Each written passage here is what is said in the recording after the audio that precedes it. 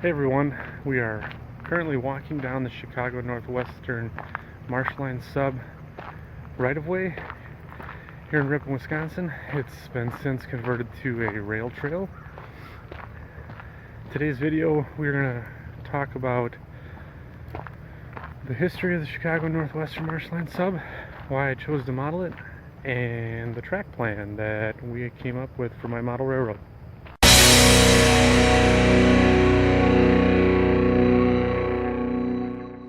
The Marshline Subdivision of the Chicago Northwestern Railway wandered through east central Wisconsin from 1901 to the mid-1980s. The line started near Fond du Lac, Wisconsin, and ended in Marshfield, Wisconsin.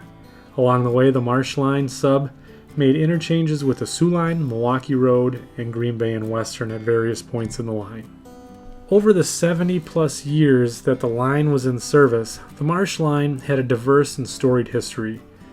The line started as the Sheboygan and Fond du Lac Railroad, which was constructed in 1871, and was later expanded by the construction of the Princeton and Northwestern Railway from Princeton to Marshfield in 1901. The line provided freight and passenger service to the area for over 50 years. The last passenger train to run on the Marsh Line was in 1954. As time passed, maintenance on the line was deferred, and fewer trains would run across the line. Weight and speed restrictions made it difficult to traverse the line in a timely fashion with any significant tonnage. The line would continue to deteriorate, and in the early summer of 1972, heavy rains would lead to a severe washout near Kellner, Wisconsin. This cutoff of the western third of the line from Fond du Lac forced the Chicago Northwestern to divert paper mill traffic to other lines. The Chicago Northwestern never repaired the washout, and the railroad continued to neglect the required maintenance on the Marsh Line. Chunks of the line started to get abandoned, and the line got shorter and shorter until it was totally abandoned in 1986.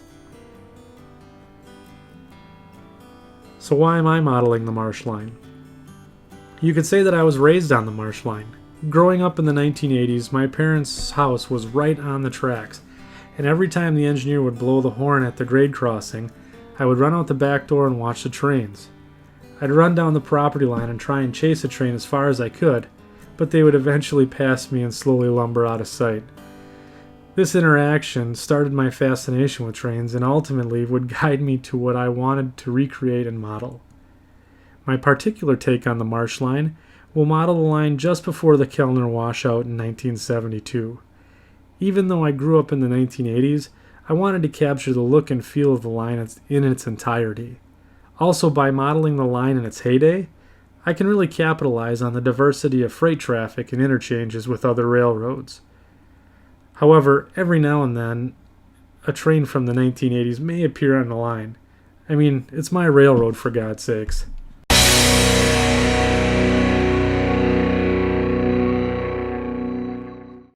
Alright, so here's the first level of the track plan. We got the yellow circles gonna mimic the locomotive as we follow our train around the Marsh Line track plan. So here we are in Shop's Yard, which is in North Fond du Lac, Wisconsin. The CNW had a fairly substantial yard here with a track facility. So what a typical Northwestern train bound for the Marsh Line would do would be grab its freight and then back down the line until it got to the Marsh Line switch, and then from there it would cross over at Marsh Line, cross over the Sioux Line, and then it would be on its merry way along the Marsh Line westbound towards Marshfield. So we're going to have a little hidden trackage here, and then we're going to pop out going over and ending up in Rosendale, and we'll have a canning factory and a feed mill there.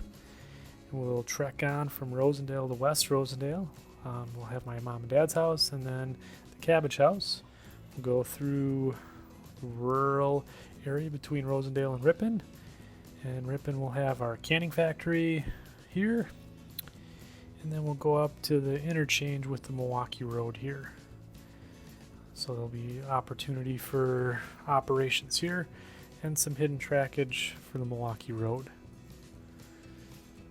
Back westbound now, we'll go through the west side of Ripon, past the Ripon Depot, and then Fullerton Lumber, and then out on the Northwestern Trail out towards Bannerman.